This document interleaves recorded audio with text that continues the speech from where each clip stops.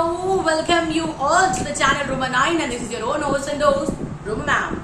So as I told you that we have started with the mission of PTE or PTE में there are four modules that I have told you: speaking, writing, reading, then listening. So we have already done the speaking वाला part. So if you have missed it, it's there. You can go and check it out. आप वहाँ पर जाके check out कर सकते हो. अभी writing में हमने शुरू किया था. Writing में 2 टास्क होते हैं. पहला वाला टास्क जो होता है जो एक इमेज को देख करके फिर बताना रहता है उसके बारे में, वो मैं आपको बता चुकी हूँ. Now today is going to be writing task 2, right? जिसमें ऐसे राइटिंग आता है. ऐसे जैसे वैसे कैसे whatever, तुम कुछ भी कर लो इसको करने के चक्कर में. तुम वैसा नहीं लिख पाओगे जैसा PTE को चाहिए होता. So sorry, I'm getting itched. Okay. So अभी के पॉइंट क्या है कि what I have brought it in this task 2 इतना सिंपल है इसको समझना, लेकिन जितना सिंपल है उतना ही कठिन भी है. बिल्कुल वैसे ही जैसे एक अच्छे रिलेशनशिप, राइट? अभी द पॉइंट इज आपको अपने यार how are you going to understand this topic. In this topic का point like topic will be given to you जिस पे आपको ऐसे लिखना है. अब आप कितने भी तुर्क खां हैं, आपको कितना भी इंग्लिश आता है, आपका वोकैबुलरी कितना भी स्ट्रॉन्ग है, लेकिन जब आप ऐसे लिखने पर आते हैं, चूंकि आपके पास होते हैं गिनती क्या है 20 मिनट्स. अब बस 20 मिनट में जरा सोच लेते हैं. 20 minutes you need to understand the topic, you need to feed the vocabulary, you need to rush. How are you going to do it? So I have made it very simple, and not only I, the things have been made very simple for all of us. So I have come over here with a template, right? कोई tablet नहीं है, कोई capsule नहीं है, ये एक template है. इस template को as I have written over here, it is there, right? अब इसमें आपको करना क्या है, लेकिन आपको template को ratify करना पड़ेगा. ये काम आपको करना पड़ेगा. इतना समझो कि जब हम पीटी का एग्जाम देते हैं तो जितना हमें स्मार्ट होना होता है उतना ही हमें एक पुरानी पद्धति जिसको नकल कहते हैं उसमें अकल का इस्तेमाल करना पड़ता है.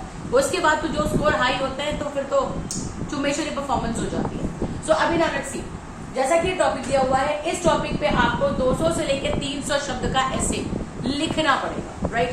200 से कम नहीं हो सकता, 300 से ज्यादा मांगता नहीं है उसको. इसके बीच का ही सीन चाहिए, 200 से 300 के बीच का सीन चाहिए.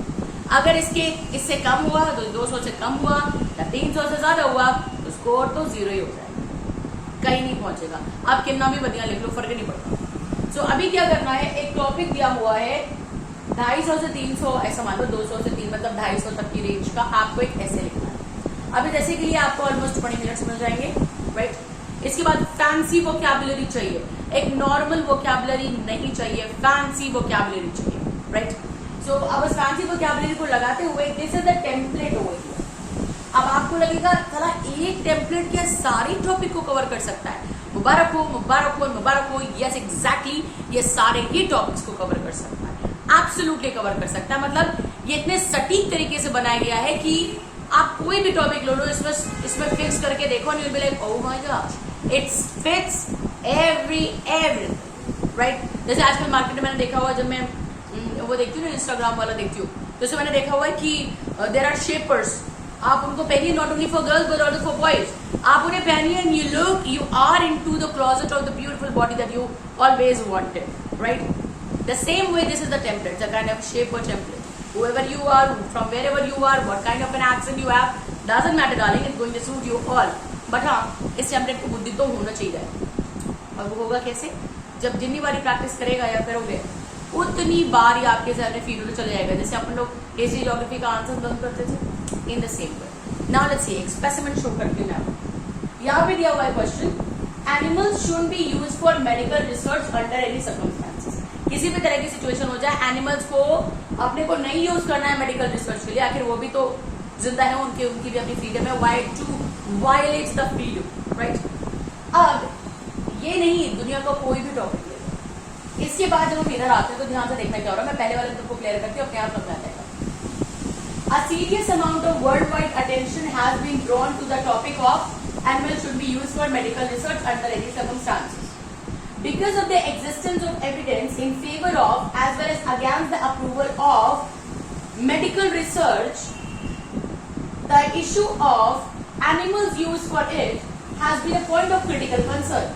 Consequently, this essay is going to be about animals should be used for medical research and will implore the advantage and disadvantage of it with the assistance of likely cause, effects and solution in order to research a resolution on animal research over animal with the help of reasons and examples.